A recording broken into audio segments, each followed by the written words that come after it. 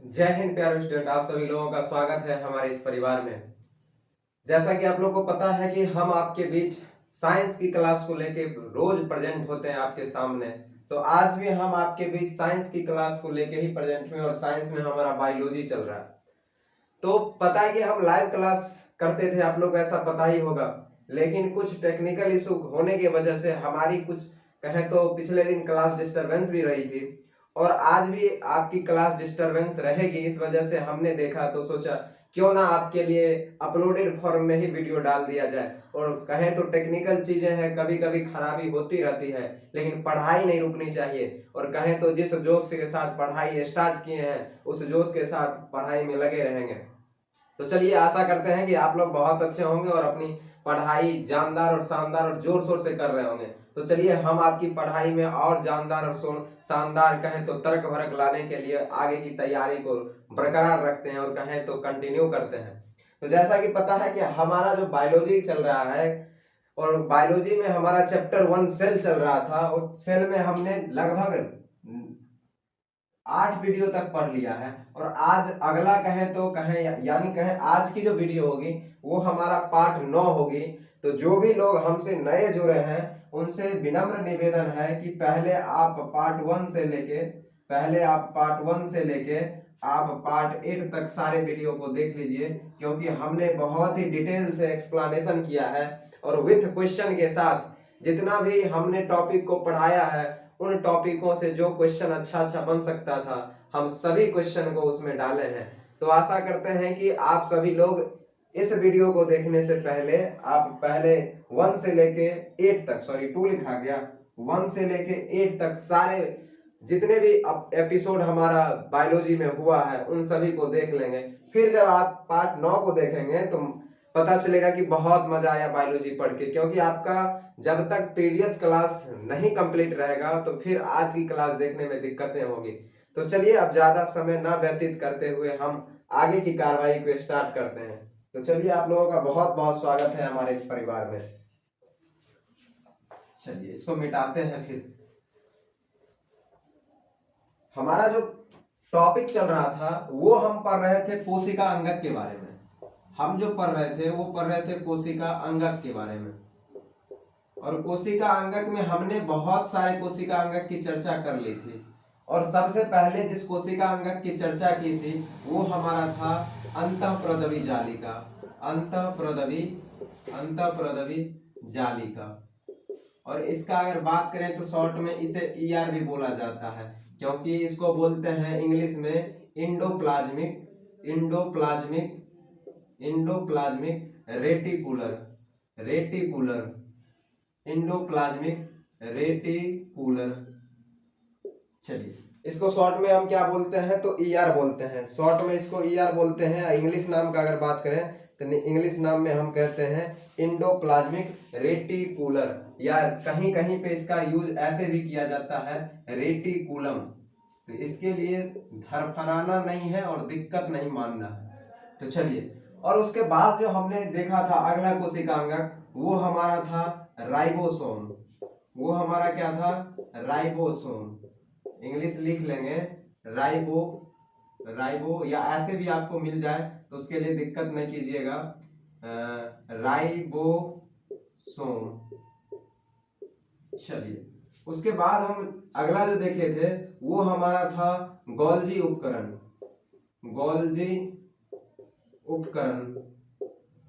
और गोल्जी उपकरण कहें तो गोल्जी बॉडी। इसके बाद हमने जो कोशिकांगक देखा था वो हमारा था लाइसोसोम। वो हमारा क्या था? लाइसोसोम। अगर यहाँ अगर थोड़ा सा त्रुटि कीजिएगा तो इंग्लिश नाम पे तो RIBOSOME होता है, राइबोसोम शुद्ध होगा। चलिए, उसके बाद लाइसोसोम। उसके बाद जब हम चलेंगे अगले पे तो अगला हमारा था माइटोकॉन्ड्रिया।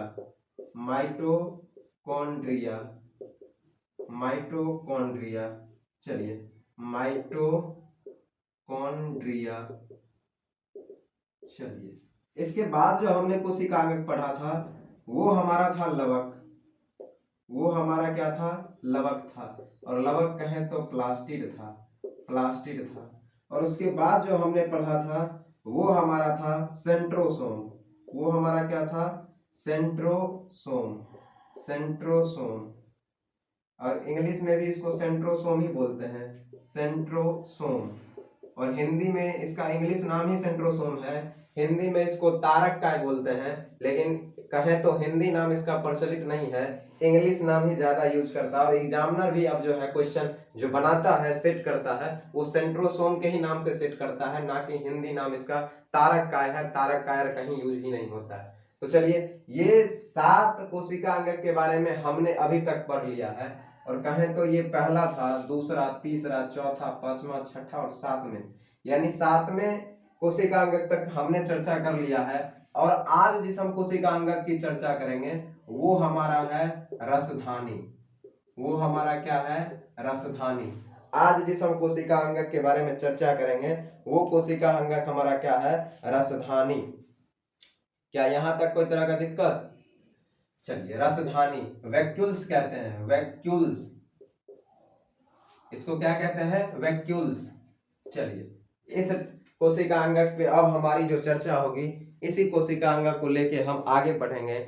और लगभग हमने अभी तक पिछले जितने भी कोशिका अंगक थे इन सभी की चर्चा कर लिया था। और कहें तो आप जब पिछले क्लास को खोल के देखेंगे तो बहुत ही मजे से इन सारे कोशिका अंगक की चर्चा हुई है, बहुत ही मजे से। और इन पे जो भी क्वेश्चन मजा मजा का बन सकता था, कहें तो वेटेज वाला इंपॉर्टेंट क्वेश्चन जो भी बन सकता था, उन सभी क्वेश्चनों का भी हमने प्रैक्टिस उसी वीडियो में करवाया।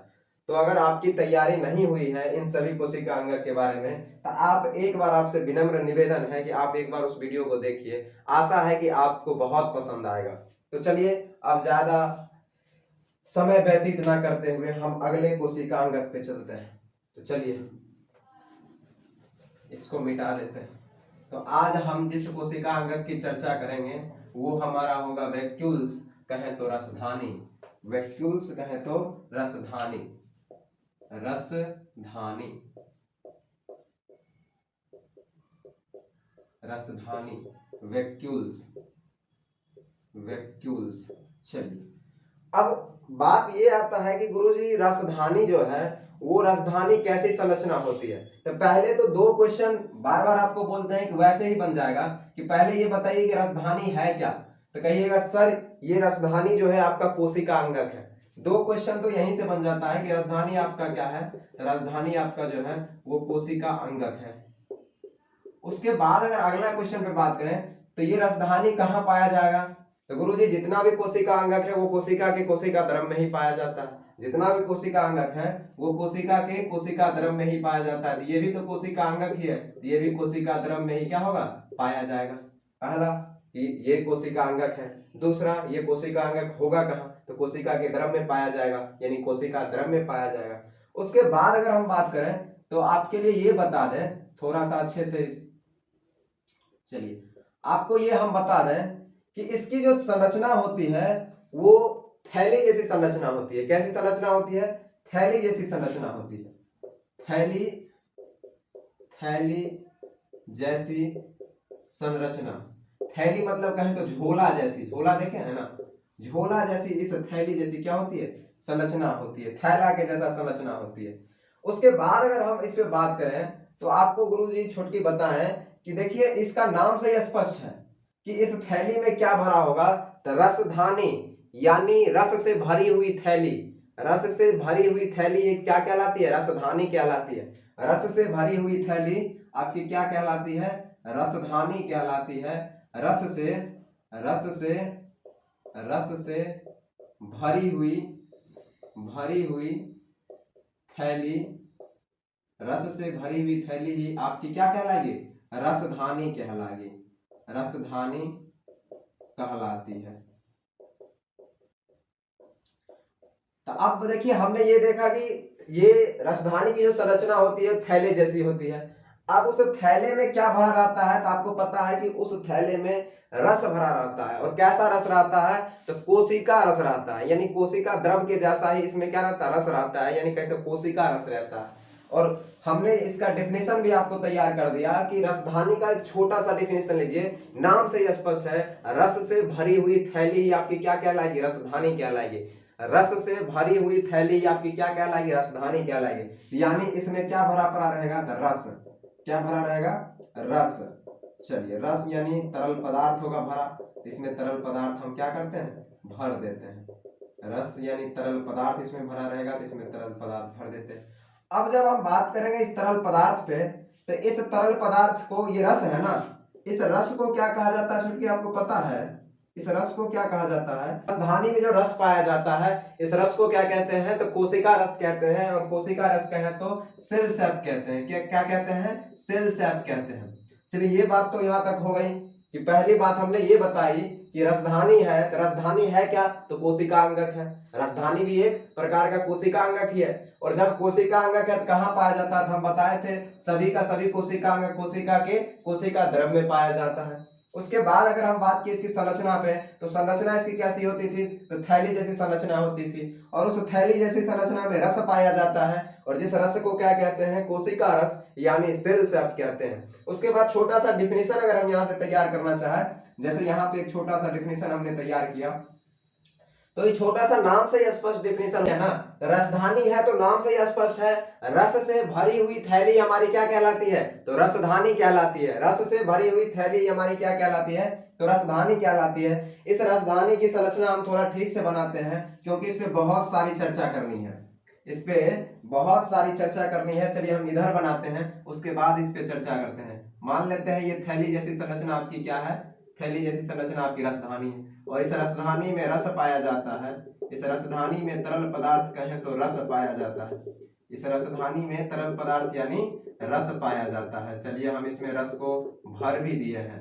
तो इस रस को क्या कहते हैं? तो आपको पता होना चाहिए, इस रस को कहते हैं, पहले ये रस है ना, और इस रस को क्या कहते हैं? तो कोशिका रस कहते हैं। क्या कहते हैं? कोशिका रस कहते हैं। कोशिका रस कहते हैं। और कोशिका रस कहें तो इंग्लिश में इसको कहते हैं सेल सैप। क्या कहते हैं? Cell sap. चलिए, अब उसके बाद हम जब बात करेंगे, तो उसके बाद ये देखिए, इस रसधानी की भी ऊपरी एक झिल्ली दिख रही होगी। क्या ये झिल्ली परत है ना? ये आपको रसधानी के ऊपर एक परत दिख रहा होगा, थैला जैसा, झोला जैसा एक परत दिख रहा है, और इस परत को क्या कहते हैं? इस परत को कहते हैं टोनोप्लास्ट। क्या कहते हैं? तो इस झिल्ली को ही क्या कहते हैं? टोनोप्लास्ट। टोनोप्लास्ट। और ये झिल्ली कहाँ है? तो हम अगर आपसे कोई क्वेश्चन पूछ दें कि बताइए कौन ऐसे कोशिका अंगक है जिसके बाहरी झिल्ली को टोनोप्लास्ट कहा जाता है, तो वो कोशिका अंगक आपका रसधानी है। क्या है कि रसधानी के बाहरी झिल्ली यानी बाहरी परत को हम क्या कहते हैं? टोनोप्लास्ट कहते हैं। और इस टोनोप्लास्ट का खासियत ये है कि जैसे आपको कोशिका झिल्ली अर्धपारगम्य था ना, वैसे ही ये टोनोप्लास्ट कहे तो इसकी जो बाहरी परत है ये भी क्या है? तो अर्धपारगम्य है। ये क्या है? अर्धपारगम्य है, यानी आधा चीज को आने देगा, आधा चीज को नहीं आने देगा, अर्धपारगम्य। चलिए, उसके जब हम आगे बात करें तो आपको हम आगे ये चर्चा करेंगे कि छुटकी इस रसधानी यानी छुटकू, ये जो रसधानी आपका है, यहां से तीरा लेते हैं, ये रसधानी कहे तो मुख्यतः पादप में ही पाया जाता है। किसमें? मुख्यतः पादप में पाया जाता है। पादप में पाया जाता है। अब कहिए गुरुजी क्या ये केवल पादप में पाया जाता है, जंतु में नहीं होगा? तो जंतु की जो राजधानी होती है, जंतु की राजधानी बहुत ही छोटी होती है। जंतु की राजधानी बहुत ही छोटी अथवा नहीं भी होती है। अथवा जंतु में राजधानी नहीं भी होती, अथवा नहीं भी होती है। फिर से सुनिए, ये जो है राजधानी आपका मुख्यतः पादप में पाया जाता है, लेकिन जब अगर बात आए जंतु का, तो जंतु में क्या ये राजधानी पाया जाएगा? कहिएगा गुरुजी जंतु की जो राजधानी होता है वो बहुत ही छोटा होता है, और कहे तो जंतु में राजधानी हो भी सकता है और नहीं भी हो सकता है। अगर होगा जंतु में राजधानी तो बहुत छोटा होगा, लेकिन पेड़ पौधा में जो राजधानी होता है पादप में, वो बड़ी राजधानी होता है, बड़ा राजधानी होता है। उसके बाद हम जब बात करें तो आपका जो ये राजधानी है, ये है आपका मेटाप्लास्ट। ये क्या है, मेटाप्लास्ट। और आपको हम पहले ही क्लास में बताए थे कि आपकी जितनी भी कोशिका अंगक है उन कोशिका अंगक को हम दो भागों में बांट सकते हैं। एक आपका होगा मेटाप्लास्ट और दूसरा होगा ऑर्गेनॉइड्स। ऑर्गेनॉइड्स और दूसरा मेटाप्लास्ट। आपके जितने भी कोशिका अंगक हैं वो दो ही तरह के हैं, एक ऑर्गेनॉइड्स है और दूसरा मेटाप्लास्ट है। और आपको पता होना चाहिए कि ऑर्गेनॉइड्स उन कोशिका अंगक को कहते हैं जो जीवित होते हैं। जीवित कोशिका अंगक को ऑर्गेनॉइड्स कहते हैं, जबकि मृत कोशिका अंगक को आपका क्या कहते हैं, ये मेटाप्लास्ट कहते हैं। तो अभी तक जितना हमने कोशिका अंगक के बारे में चर्चा किया था वो सभी का सभी जीवित कोशिका अंगक था। लेकिन जब बात करें रसधानी के बारे में तो रसधानी आपका कैसा है, तो ये निर्जीव, कहें तो निर्जीव कोशिका अंगक है। कैसा, निर्जीव कोशिका अंगक। और निर्जीव कोशिका अंगक होने की वजह से इसको क्या कहते हैं, तो मेटाप्लास्ट कहते हैं, निर्जीव कोशिका अंगक। और निर्जीव कोशिका अंगक होने की वजह से ही रसधानी को क्या कहते हैं, तो मेटाप्लास्ट। फिर से सुनिए, आपके जितने भी कोशिका अंगक हैं उनको हम दो तरह से बांट सकते हैं। पहला, अगर जीवित कोशिका अंगक है तो उसको ऑर्गेनॉइड्स कहेंगे, अन्यथा मृत कोशिका अंगक है या निर्जीव कोशिका अंगक है तो उसको हम मेटाप्लास्ट कहेंगे। तो अभी तक हमने जितना कोशिका अंगक पढ़ा वो सबका सब जीवित कोशिका अंगक था, इसका मतलब ऑर्गेनॉइड्स कोशिका अंगक था। लेकिन एक रसधानी आपका ये है जो जीवित नहीं, मृत है, यानी निर्जीव कोशिका अंगक है, इसीलिए इसको क्या बोले हैं, मेटाप्लास्ट बोले हैं। चलिए, यहां तक तो संपूर्ण जानकारी आपको मिल गई। थोड़ा इस पे चर्चा कर लेते हैं कि हमने आपको बताया कि इस रसधानी की बाहरी झिल्ली को टोनोप्लास्ट कहते हैं और ये टोनोप्लास्ट कैसा होता है, ये भी झिल्ली अर्धपारगम्य होता है। अब अगर हम बात करें तो इस रसधानी का कार्य क्या होता है, इस रसधानी का जो कार्य होता है वो कार्य क्या होता है सो थोड़ा देखेंगे। तो आपको बता दें कि आपकी जो रसधानी है, चाहे पादप में बड़ी रसधानी हो, चाहे जंतु में छोटी हो, अजंतु में होता भी नहीं है कभी कभी, तो छोटी हो चाहे बड़ी हो, सबकी अपनी अपनी अलग अलग कार्य है। कहें तो सभी सजीवों में जो रसधानी पाया जाता है उन रसधानियों का कार्य सभी सजीवों में अलग अलग है। सभी सजीवों के रसधानी एक जैसे कार्य नहीं करते हैं, यानी सभी सजीवों के रसधानी जो है अपना कार्य अलग अलग करते हैं। तो पहले देखते हैं पादप में रसधानी कैसे कार्य करते हैं, उसके बाद कहें तो जंतु में रसधानी कैसे कार्य करते हैं, और उसके बाद कहें तो सूक्ष्म जीव में रसधानी कैसे कार्य करते हैं। तो चलिए उसके बाद आते हैं, इसको पहले मिटाते हैं। चलिए, इतना बात हो गया है तो इसको मिटा देते हैं।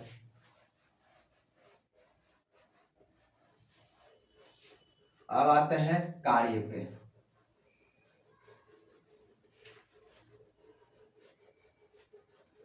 तो आपको ये बता दिया कि सभी सजीवों के रसधानी का कार्य अलग अलग होता है। सभी सजीवों में पाए जाने वाले रसधानियों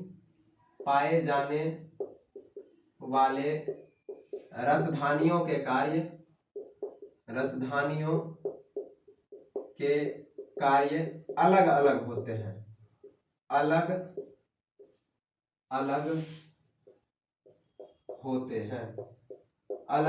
होते हैं। अब सबसे पहले अगर हम बात करें तो सबसे पहले आइए हम बात कर लेते हैं पादप पे। सबसे पहले अगर हम बात करें तो सबसे पहले आइए बात करते हैं हम पादप पे, यानी इसको स्टार बना लीजिए नीचे से और इसको हेडिंग कर लीजिए। सबसे बढ़िया, पादप के रसधानी के कार्य, पादप में उपस्थित रसधानी के कार्य, पादप में उपस्थित रसधानी के कार्य।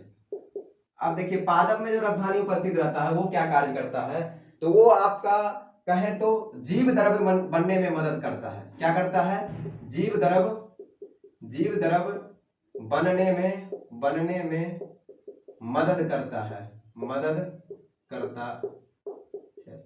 अब आपको बता दें कि जितने भी कोशिका अंगक हैं उनमें कहें तो जीव द्रव्य की उपस्थिति होती है। जितने भी आपके कोशिका अंगक हैं वो सभी के सभी कहें तो उनके अंदर जीव द्रव्य कहें तो कोशिका द्रव्य की उपस्थिति होती है। और कोशिका जीव द्रव्य, आपको पता है कि कोशिका द्रव्य और केंद्रक द्रव्य के सम्मिलित रूप को ही क्या कहते हैं, जीव द्रव्य कहते हैं। तो आपको ये बता दें कि ये क्या करता है, तो पादप में जो है, पादप में ये रसधानी का कार्य होता है कि जीव द्रव्य बनने में ये क्या करें, मदद करें। कहा है कि आपको पता है कि हमारा पेड़ पौधा जो है, हमारा पेड़ पौधा यानी पादप जो है, पादप में वृद्धि विकास तेजी से होता है। वृद्धि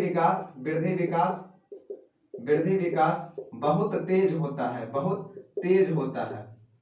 क्योंकि बहुत तेज होने का रीजन ये है कि इसके पास बड़ी राजधानी पाई जाती है और उस राजधानी का कार्य है कि उसके अंदर जो पाया जाता है, और कहें तो राजधानियों का जो कार्य है खास करके पादप वाले में, तो उनका कार्य है जीव द्रव का निर्माण करना। और हम आपको बताए थे कि अगर किसी का वृद्धि विकास तेजी से हो रहा है, इसका मतलब उसमें कोशिका विभाजन तेजी से हो रहा है। अगर किसी सजीव का वृद्धि विकास तेजी से हो रहा है, इसका मतलब कोशिका विभाजन उसमें क्या हो रहा है, तेजी से हो रहा है। कोशिका विभाजन तेजी से हो रहा है, तेजी से हो रहा है। तो आप देखिए कोशिका विभाजन, जब भी शब्द आए कोशिका विभाजन, तो कोशिका विभाजन शब्द से हमारा ये कहे तो अर्थ निकलना चाहिए और ये मनोवृत्ति होनी चाहिए कि बहुत लोग सोचते हैं विभाजन मतलब टूटना फूटना होगा, ना, यहाँ टूटना फूटना नहीं है। विभाजन का यहाँ मतलब है खास करके कोशिका विभाजन में, तो पुराने कोशिका से नए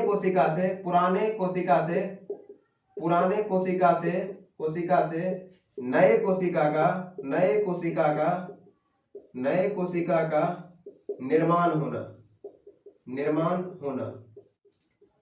और जब आपको बताया है कि पुराने कोशिका से जब भी नया कोशिका बनेगा तो उसको बड़ी मात्रा में जीव द्रव की ये प्राप्ति होनी चाहिए, उनको बड़ी मात्रा में जीव द्रव उत्पन्न होना चाहिए, उपलब्ध करवाना पड़ता है। पेड़ पौधा में अगर वृद्धि विकास तेजी से हो रहा है, इसका मतलब इसमें कोशिका विभाजन तेजी से हो रहा है, और कोशिका विभाजन तेजी से होने का क्या मतलब है, तो पुराने कोशिका से नए कोशिका बहुत तेजी से बन रहा है, और जब भी पुराने कोशिका से नए कोशिका तेजी से बनता है तो उसको बड़ी मात्रा में जीव द्रव की क्या होती है, जीव द्रव की कहे तो आवश्यकता होती है। और उन आवश्यकताओं को पूरा करने के लिए पादप वाला जो राजधानी है आपका, ये पर्याप्त होता है। काहे ये बड़ी राजधानी है, और इस बड़ी राजधानी में जो आपका सेल सैक है, कोशिका रस है, वो कोशिका रस भी बड़ी मात्रा में रहती है। और जब कोशिका रस भी बड़ी मात्रा में है तो क्या है कि जब भी वृद्धि विकास का बात आएगा, यानी कोशिका विभाजन का बात आएगा, यानी नए कोशिका से पुराने कोशिका से नए कोशिका बनने का कहें तो जब भी ये जरूरत होगा तो वो राजधानी क्या करेगा, तो जीव द्रव बना के नई नई कोशिका को देता रहेगा।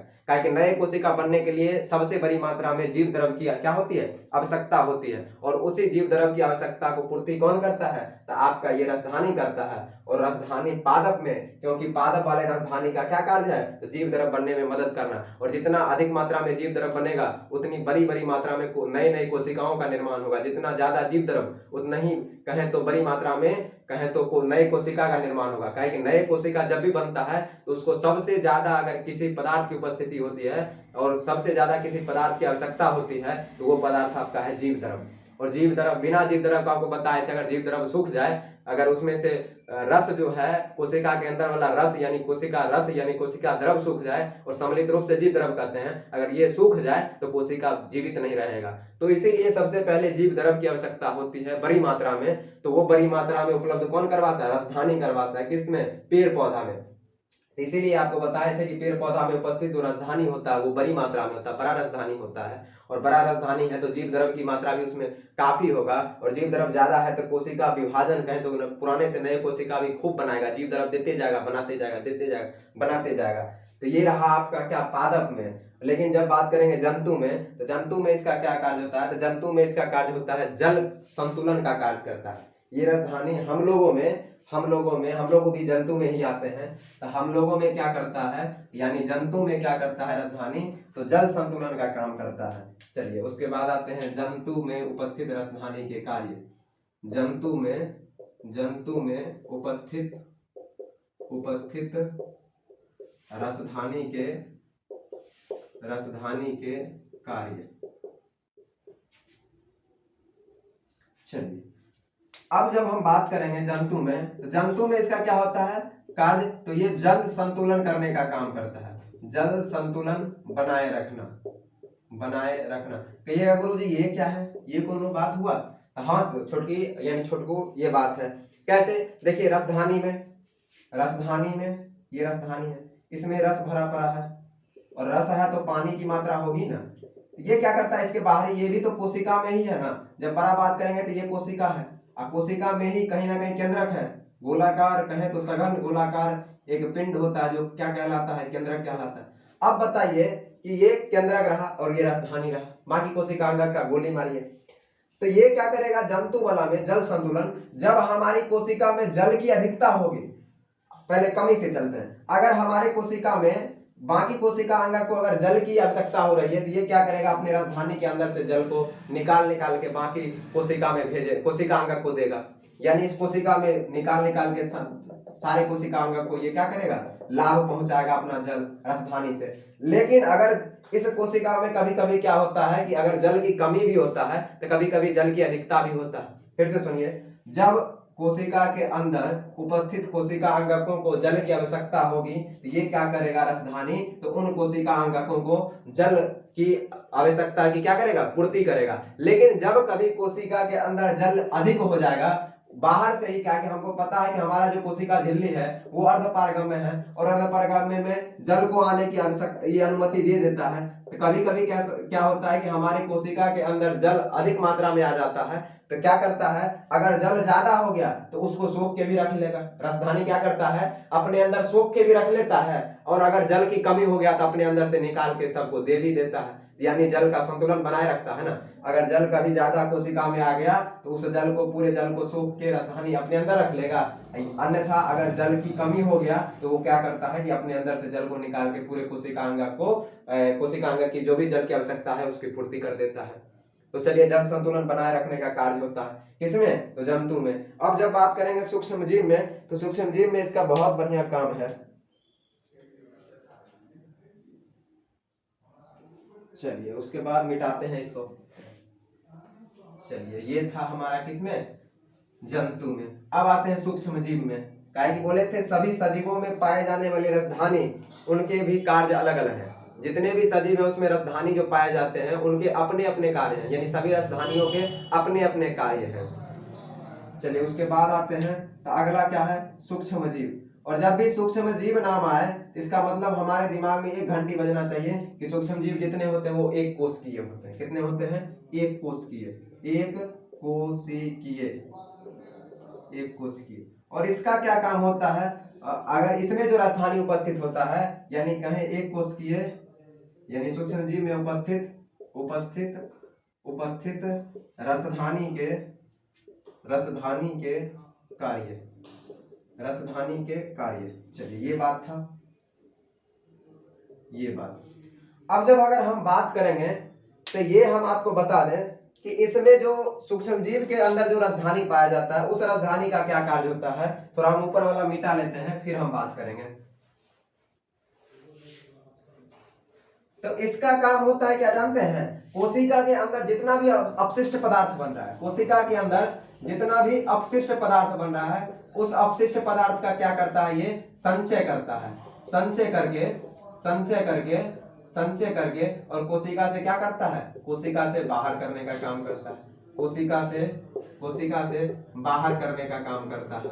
जितने भी अपशिष्ट पदार्थ है उसको संचय करके कोशिका से क्या करते हैं, बाहर करते हैं, या कोशिका से गला देते हैं, हटा देते हैं, निकाल देते हैं।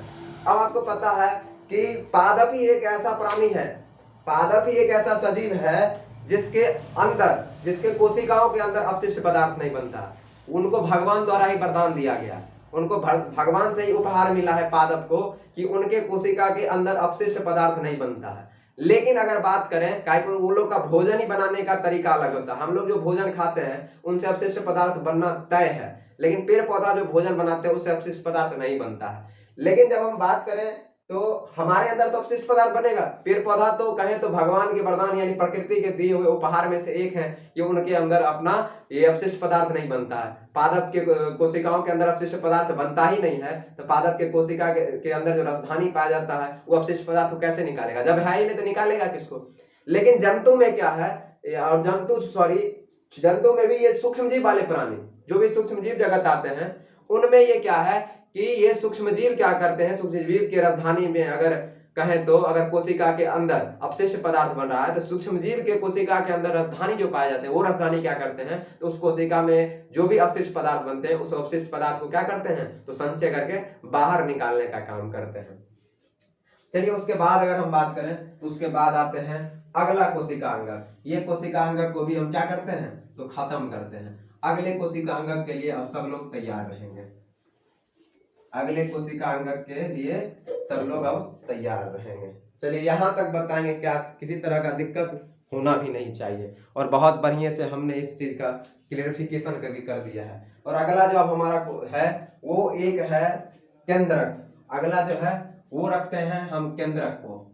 वो किसको रखते हैं? केंद्रक को। अगला हमारा क्या है? वो केंद्रक है। चलिए अब केंद्रक पे आते हैं। क्या यहां तक कोई तरह का दिक्कत? चलिए केंद्रक को बोलते हैं न्यूक्लियस। न्यूक्लियस। चलिए यहां तक। अब आपको बता दें कि ये जो हमारा केंद्रक होता है, ये केंद्रक कोशिका के अंदर एक सघन गोलाकार संरचना होता है। कोशिका के अंदर एक सघन गोलाकार संरचना होता है। ये केंद्रक कोशिका के अंदर एक सघन गोलाकार संरचना, सघन गोलाकार संरचना, सघन गोलाकार संरचना होता है। अब अगर हम बात करें तो ये कतई जरूरी नहीं है कि हमेशा आपका केंद्रक जो है बीच में ही होगा। हो सकता है आपका केंद्रक बगलिया में भी चल जाए, यहां भी चल जाए, बुरा नहीं मानना है। कभी कभी क्या होता है कि कभी कभी अपवाद कुछ ऐसे भी सजीव उपस्थित हैं, हम कहें तो अधिकांश सजीव में केंद्रक की संख्या एक ही होती है, एक ही केंद्रक होता है, लेकिन कुछ कुछ ऐसे भी सजीव हैं जिनमें दो दो केंद्रक उपस्थित होते हैं। अगर मान के चलिए बीच में दोनों नहीं गुड़मुड़ाएगा, कभी दो दो कोई अपवाद में कुछ ऐसे भी सजीव हैं जिनमें क्या वो केंद्रक की उपस्थिति होती है तो दो दो को केंद्रक पाया जाता है। दो दो को केंद्रक क्या पाया जाता है? ये अपवाद है कि कुछ सजीव ऐसे हैं जिनमें दो दो केंद्रक पाया जाता है, लेकिन अधिकांश सजीव में क्या है? एक ही केंद्रक पाया जाता है। और वो केंद्रक कैसा होता है? सघन गोलाकार संरचना होता है। यानी उस केंद्रक का जो संरचना होता है कैसा होता है? तो सघन और गोलाकार संरचना होता है। क्या यहां तक कोई दिक्कत? चलिए जल्दी, चलिए तब आज यहीं तक रखते हैं। कल इस पे डिटेल चर्चा करेंगे, काहे कि बहुत बड़ा ये चैप्टर है। केंद्रक जो आपका है बहुत बड़ा चैप्टर है। हम इसीलिए आज एक कोशिका अंगक कहें तो आपका कौन सा खत्म किए हैं? इससे पहले आपका कौन सा खत्म किए हैं? जल्दी बताइए।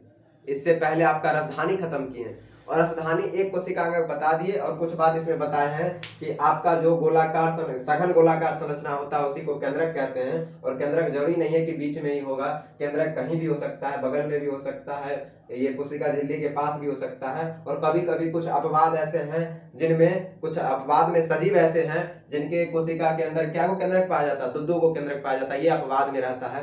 तो चलिए आज हम आपको यही सूचने देने के लिए आए थे कि हो सकता है अगर आपका लाइव क्लास ना हो तो बाकी सूचना आपको मिल भी जाता है। अगर लाइव क्लास ना हो तो अपलोडेड फॉर्म में आपको वीडियो मिल जाएगा।